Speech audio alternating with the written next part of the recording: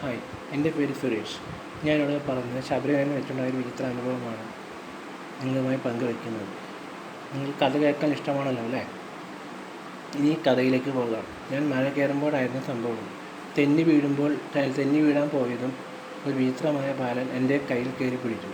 അങ്ങനെ എനിക്ക് വെള്ളവും വിശ്രമിക്കുവാനുള്ള സ്ഥലവും കിട്ടിയതും എൻ്റെ ക്ഷീണം പെട്ടെന്ന് മാറി.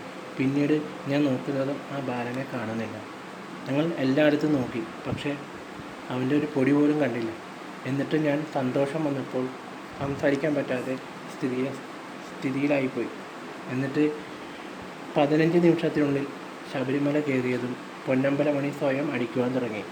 കൂടെ ഞാൻ മുകളിൽ ആകാശത്തേക്ക് നോക്കിയതും ഒരു വിചിത്ര രൂപം പ്രത്യക്ഷപ്പെട്ടു. അത് വേറെ ആരുമല്ല, അത് സാക്ഷാൽ കലിയുഗവരദനായ ശ്രീമണികണ്ഠനായിരുന്നു. അത് ഞങ്ങൾ കൂട്ടമായി വളരെ ഉച്ചത്തിൽ ശരണം വിളിക്കാൻ തുടങ്ങി.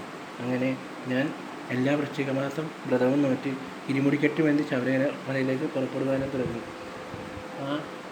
അതേ ശ്രീമണികണ്ഠനായിരുന്നു അന്നവിടെ ഒരു വിചിത്ര ബാലൻ്റെ രൂപം ധരിച്ചു വന്നത്. നിർത്തുന്നു.